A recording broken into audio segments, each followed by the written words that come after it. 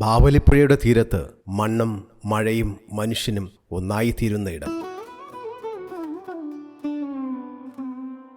പ്രകൃതി ദൈവത്തോട് കലരുന്ന മഴച്ചാറ്റലിൻ്റെ താളത്തിനൊത്ത് ഉത്സവം കൊണ്ടാടുന്ന കൊട്ടിയൂർ ക്ഷേത്രങ്ങൾ ആചാരങ്ങളിലെ വൈവിധ്യം കൊണ്ടാണ് വിശിഷ്ടമാകുന്നത്. കൊട്ടിയൂർ പെരുമാൾ ശരിക്കും പ്രകൃതിയാണ്. മഹാദേവനും പ്രകൃതിയും പരസ്പരം ലയിച്ചുള്ള പ്രകൃതി തന്നെ ദൈവം എന്ന സങ്കല്പമാണ് കൊട്ടിയൂരിൻ്റെ മാഹാത്മ്യം. മറ്റു ദേവാലയങ്ങളിലൊന്നും ശിവഭഗവാനെ ഇത്തരത്തിൽ ദർശിക്കുവാനുള്ള ഭാഗ്യം നമുക്കുണ്ടാവില്ല. വയനാടൻ ചുരങ്ങളിൽ നിന്നൊഴുകി വരുന്ന ബാവലിപ്പുഴയുടെ വടക്കേ തീരത്ത് തിരുവഞ്ചിറ എന്നറിയപ്പെടുന്ന ഒരു പുഴയുടെ നടുവിലാണ് കൊട്ടിയൂരിലെ പ്രധാന ആരാധനാ കേന്ദ്രമായ അക്കരെ കൊട്ടിയൂരായ മൂലക്ഷേത്രം. ബാവലിപ്പുഴ രണ്ടായി മുറിച്ചാണ് അക്കരെ കൊട്ടിയൂരും ഇക്കരെ കൊട്ടിയൂരും സ്ഥിതി ചെയ്യുന്നത്. പുഴയുടെ തെക്കുഭാഗത്തുള്ള ഇക്കരെ കൊട്ടിയൂരിൽ സ്ഥിരം ക്ഷേത്രമുണ്ട്. വടക്കു ഭാഗത്തുള്ള അക്കരെ കൊട്ടിയൂരിൽ വൈശാഖ ഉത്സവകാലത്ത് മാത്രമായി തെങ്ങോലയും പനയോലയും കൊണ്ട് ക്ഷേത്രം കെട്ടിയുണ്ടാക്കും. ഉത്സവ സമയത്ത് ഇക്കരെ കൊട്ടിയൂരിൽ പൂജകൾ ഉണ്ടാവില്ല. ശബരിമല കഴിഞ്ഞാൽ ഉത്സവകാലത്ത് ഏറ്റവും കൂടുതൽ ഭക്തർ സന്ദർശിക്കുന്ന ക്ഷേത്രമാണ് കൊട്ടിയൂർ.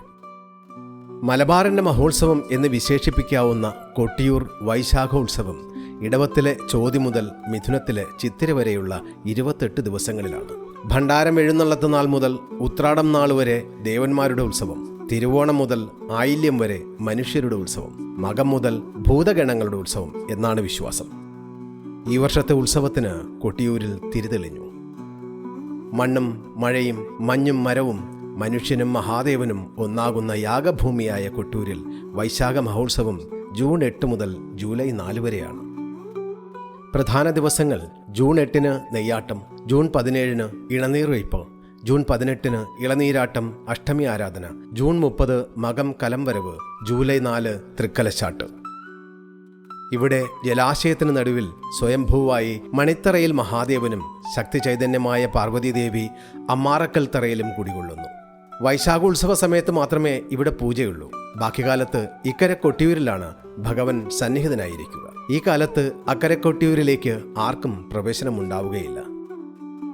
വിശാഖം നാളിലെ ഭണ്ഡാരം എഴുന്നള്ളത്തിനു മുമ്പും മകം നാൾ ഉച്ചശീവേലിക്ക് ശേഷവും സ്ത്രീകൾക്ക് അക്കരെ കൊട്ടിയൂർ ക്ഷേത്രത്തിൽ പ്രവേശനം ഉണ്ടായിരിക്കുന്നതല്ല.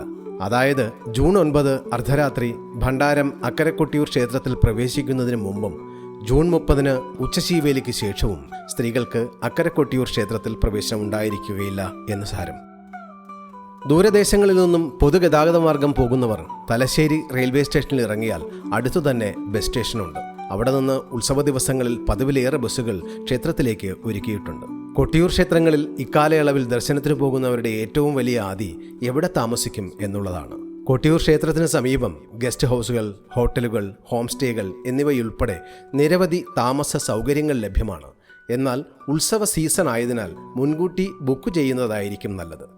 നിങ്ങളുടെ ബഡ്ജറ്റ്, മുൻഗണനകൾ, താമസ കാലയളവ് എന്നിവ അടിസ്ഥാനമാക്കി താമസ സൗകര്യം തിരഞ്ഞെടുക്കുക.